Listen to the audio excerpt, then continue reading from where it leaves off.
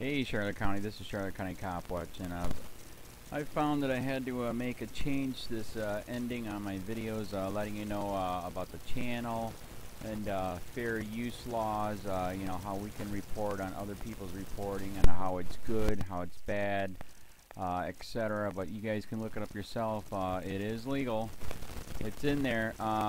But like I've told you before, that I've been cut off from making money on YouTube for 4 years. It's really weird, bizarre, but they cut the money off, but they said you can keep the channel, and now YouTube makes all the money. And if you get bored, plug it into Social Blade website, and you'll see that they are making a huge amount off the site. Right now it's at 63 million views, 53,000 subscribers, almost 3 million views a month.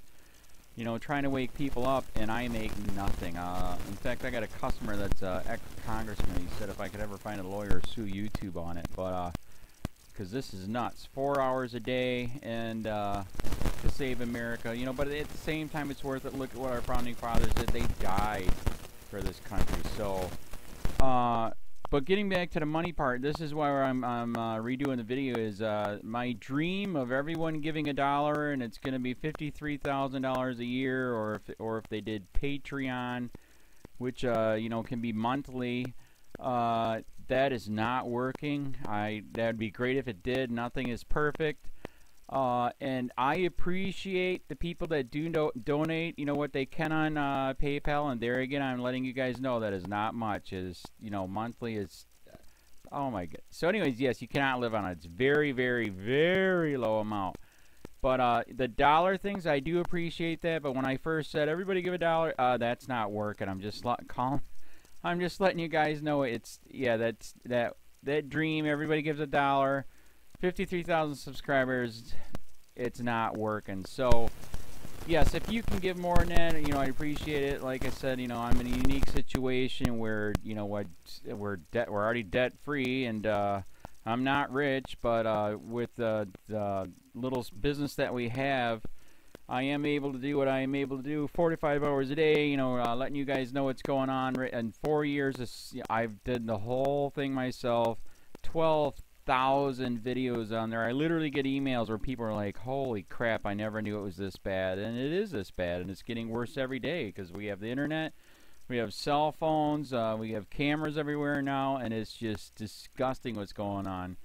And then, as you guys know too, now we got Trump, we got Jeff Sessions doing a war on drugs, and now he wants to go after the forfeiture laws again. It's just unfreaking real. So if you can give more than that dream of everybody giving $1, yeah, that old video, that's not working. They're not, they're just not. So anyways, if you can give more than that dream is not working. Hardly anybody is giving. There you go. So that's why I'm remaking the video. If you can give more than that, that would be great. And there again, like I said, the Patreon's there. There is some people on there that are starting to give, but there again, it's very, very low. And like I said, I don't want to get rich off of that. I'm going to keep doing what I'm doing because, you know, it's still so stinking corrupt. It's not even funny. My court case that I'm going to be paying out of my pocket myself with Charlotte County's coming up. They illegally looked me up and then posted all my information on LEOAFFAIRS website. They basically doxed me, however you want to say that. I forget what the word is, and they outed me, man. And that information on that site went out to 500 sheriffs, deputies, people that work at the jail, etc., etc., etc. So yeah, it is very, very scary, but we're going to do a federal case, 1983 case, violating freedom of speech. We have 17 cameras in the house now. We got 2 cameras in the car. I always carry a camera plus a cell phone. A lot of people are highly recommending I get a vest now. If I could, if the wife would let me, I would run for sheriff. We are trying to push the thing nationwide right now, where just to mix it up and to get the topics out there is register to run for sheriff, NPA, no party affiliation, as a write-in, and that is completely free, and you can participate in the elections. And there's a lot of stuff. We got a guy, James McLinnis in Pinellas County, Tampa, who almost won. He experienced the corruption himself. The story is unbelievable. Look him up. It's mind-blowing what they did. It pissed him off. He is very, very smart. He has way more money than I did. He ran for sheriff at the last 3 months last year in 2016 and almost won. He got all of the black vote. And the reason why he did that is because he ran on, I will not bust, we're in Florida, I will not bust anybody for weed anymore unless it's an ungodly huge amount, like pounds. And then he also ran on no more victimless crimes, no more of this freaking road pirate bull crap. And then he was going to cut the budget by 30%. And when you think about that, you can. If you stop the road pirates, you can get rid of a bunch of people. Gone. So, the wife has been saying, yes, I can, yes, I can't. So I don't know. We're trying to find somebody that can do it because I am busy doing this anyways. But, so I'm making a video, like I said, that $1 a month from everybody, you know, for 53,000 subscribers, that is not working. I'm just letting you guys know. Absolutely give way more than $1 a month. If you can, I appreciate anything. By the way, remember too, when you give that, PayPal takes like freaking 15 to 20%, so it's even worse than that. But, and there again, like I'm letting you guys know, it's way, what I get is very, very low. Appreciate it, but it is very, very low. Can't live on it. I'm just, you know, I'm working, and that's what I'm working on. And that court case is going to cost a buttload of money. That's federal court. Just the filing fees and the depositions that we're going to be doing with this corrupt cop. So there's another reason to give. We are going to be doing a deposition with this very corrupt. He was in a drug squad. He is a bad guy. He's on steroids. We heard steroids are rampant here. That's why their attitude is so bad. And we are going to get him on video, and it will be on YouTube. So that case alone is $5,000 just to bring it to court, and that's my money out of my pocket. So there's another reason to give, and give way more than $1 if you can. So keep that in mind. This is the new video, and I see, God, I talk a lot. It's already 7 minutes, but had to make it just to let you know that $1 a month from everybody is not working. They're not doing it. So if you can give more than that, please. So thanks. Keep it up. Share, like, subscribe, tell your friends, send me your videos on corruption, and I'll post it.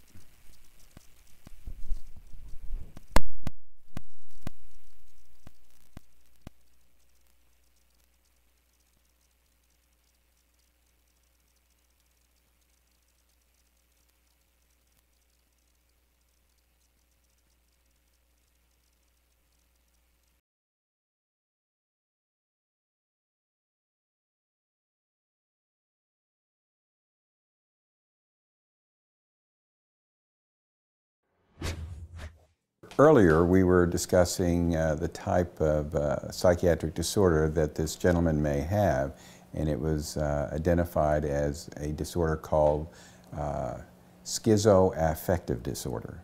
Schizoaffective disorder is a mental illness. It is a brain disorder that causes individuals to have problems with thinking. It's often referred to as a thought disorder. Some of the symptoms that these individuals will have would be things like hallucinations, delusions. Oftentimes they can be paranoid. Their thought processes sometimes become very disorganized. Now, those are symptoms of schizophrenia as well. But someone who has schizoaffective disorder also has a mood component to their disorder. Now, what I mean by that is they have fluctuations in their mood, often very similar to the fluctuations we see in bipolar disorder. So they will have what we refer to as manic episodes, where sometimes they will feel very irritable, sometimes excited, have grandiose thoughts, and then they can also get very depressed, where they feel depressed and at times even suicidal. Because oftentimes they have very little insight, awareness of the disorder that they're having, what they're experiencing, if they're feeling paranoid or having delusions or hallucinations, they feel those are very real. So yeah, that is part of the problem, is that oftentimes when this is untreated, they don't have that awareness of the severity of their illness. Yes, we can't cure schizophrenia or schizoaffective disorder, but we certainly can treat it and keep the symptoms in remission. And these people do have to stay on their medications. That oftentimes is a problem, is that they start feeling good and stabilized and they feel like they can go off their medications, and then oftentimes they will have a recurrence of the symptoms. Where we shouldn't be afraid of the diagnosis. I think a lot of people are very apprehensive and fearful when someone has a psychiatric diagnosis, but it is an illness, and it's an illness that can be treated. It is on a continuum. I mean, there are certainly some people who have great difficulty in functioning in social situations and in dealing with kind of the daily activities of life, but the majority of them are able to function fairly well in the community.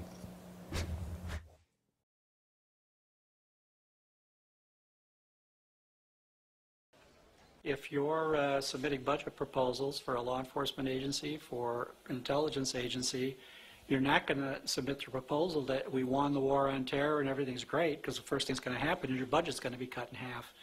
You know, it's my opposite of Jesse Jackson's Keep Hope Alive. This is keep fear alive.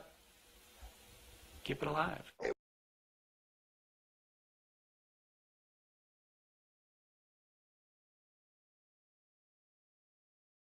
Welcome to the Kaiser Report. I'm Max Kaiser. Before he was shot dead by Lucky Luciano's goons at the Palace Chop House in New Jersey, mob accountant Otto Berman coined the phrase, "Nothing personal, it's just business." And it's a good phrase to keep in mind should you find your wedding party droned to death, your mother-in-law waterboarded in some Blackwater-operated black site. It's nothing personal, it's just business. Stacey? Why do you put on your mafia accent? Yeah, it's nothing personal. It's just business. Yeah. I don't know why they were all shot dead outside of a chop house, but... Because it sounds great in the lead on some headline in a newspaper. Mobster shot dead in chop house. You know, it's like it connotes a certain amount of violence inherent in the name of the restaurant, like chop house. He got chopped, he got whacked, he got rubbed out. Well, this is our first headline regarding the war on terror, and there's a new book by James Risen, the award-winning New York Times journalist who has been threatened from Obama, and before that with Bush, with incarceration due to his revelations. And his new book, the review of it reads, Operation Rent-Seeking, How the War on Terror Became a Business Model. James Risen's new book, Pay Any Price, Greed, Power, and Endless War, is a chronicle of fascinating and heretofore secret stories in America's war on terrorism. The book has a simple and arresting thesis. The longest war in America's history is pure nirvana for the greedy and unscrupulous. Whatever the architects of war on terrorism thought they were doing, the Iraq War's purpose rapidly evolved within the iron cage of the Washington public-private ecology into a rent-seeking opportunity for contractors and bureaucratic empire building for government employees. Its real, as opposed to ostensible purpose, seems to be endless, low-level war. Well, for that to work, for the business model of the war on terror, you need terrorists. And so that's what shock and awe was all about. Remember in 2003? The UK and the US got together and they did shock and awe, and they created 10 million jihadis, which means billions and billions of dollars of profits for these companies that orchestrated that destruction, and now they're reaping the benefits. In fact, I was going to go into this later, but I'll go into it now because you mentioned it. They call this a self-licking ice cream cone, this creating terrorists to fight the terrorists, to create a never-ending low-level war, much like an Orwellian nightmare of never-ending war. And this is that so much of the contractors were given these billion-dollar contracts to build schools, hospitals, water supply, power supply, all that sort of stuff in Afghanistan, Iraq, and of course they never did it. They never really did. They just took the money and ran. Well, this was causing a lot of anger on the street, not only because they didn't have electricity and water supply and things like that, but people couldn't operate businesses. So they got very hostile to the occupiers. And what he says is the syndrome the Bush administration created in Iraq was what former Pentagon critic Chuck Spinney has called a self-licking ice cream cone. The measures to fight the war on terrorism guaranteed more terrorists, which in turn guaranteed the agencies more money to fight the war on terrorism. The same process was at work with respect to torture and drone strikes. It is a great business model for contractors and bureaucratic empire builders, but far less favorable as a national survival strategy. Right. Well,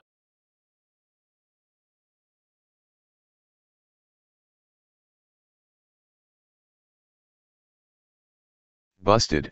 Parents catch FBI in plot to force mentally ill son to be a right-wing terrorist.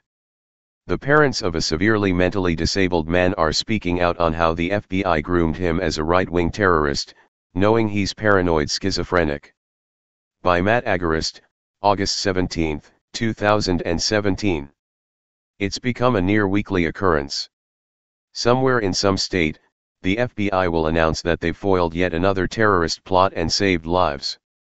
However, as the data shows, the majority of these cases involve psychologically diminished patsies who've been entirely groomed, armed, and entrapped by FBI agents. Simply put, the FBI manufactures terror threats and then takes credit for stopping them. While many of these cases have garnered attention and been exposed in the alternative media, a recent case out of Oklahoma sets a new low for FBI and exposes how insidious these plots can be. Through the hundreds of foiled terror plots the FBI has busted over the years, many of them have been focused on people of Middle Eastern descent or people associated with ISIS or Al-Qaeda. This time, in the case of Jerry Drake Varnell, the 23-year-old diagnosed schizophrenic, accused of attempting to bomb a bank, the FBI fomented terror from a right-wing dialogue. In a June meeting with the agent, according to FBI documents, Varnell described himself as a believer in 3%er ideology, a right-wing group claiming to be committed to standing against and exposing corruption and injustice.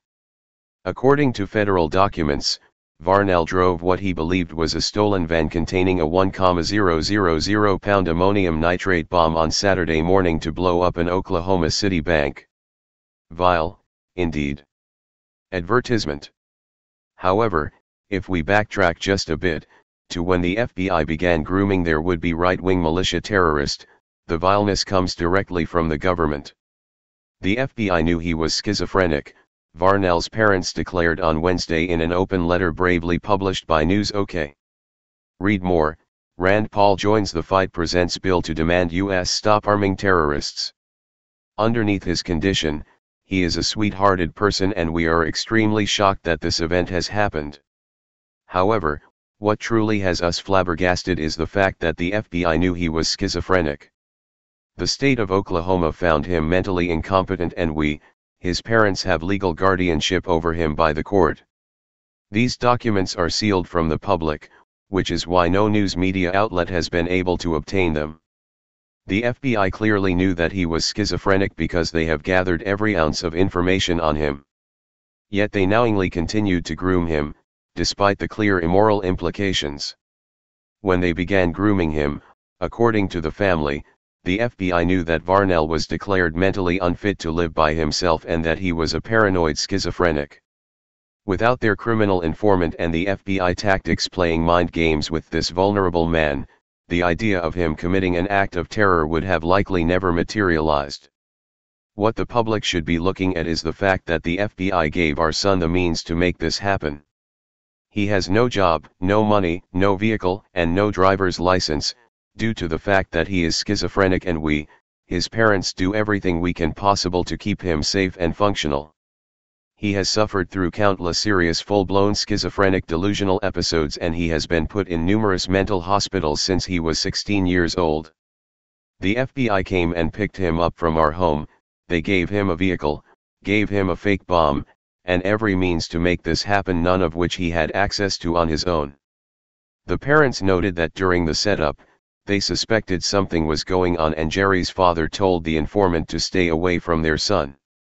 However, according to the parents, the informant continued to sneak onto our residence. The FBI paid him to continue this operation and I believe they have cleared his criminal record.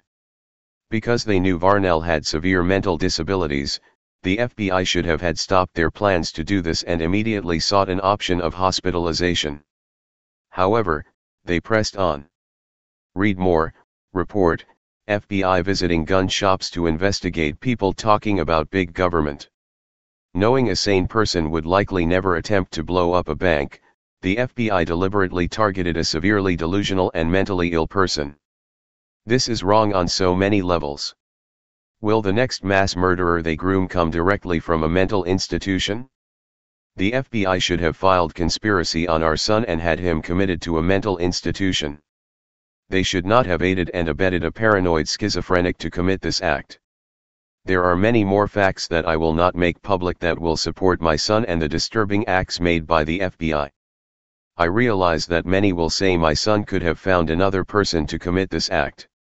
Yet, any person that has access to the materials and the state of mind necessary to bomb a building would not have any need for a schizophrenic who has no resources to contribute.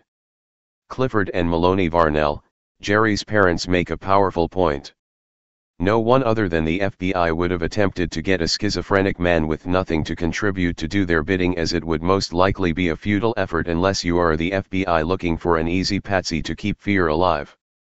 David Steele, a 20-year Marine Corps intelligence officer, the second highest ranking civilian in the U.S. Marine Corps intelligence, and former CIA clandestine services case officer, had this to say about these most unscrupulous operations. Most terrorists are false flag terrorists, or are created by our own security services.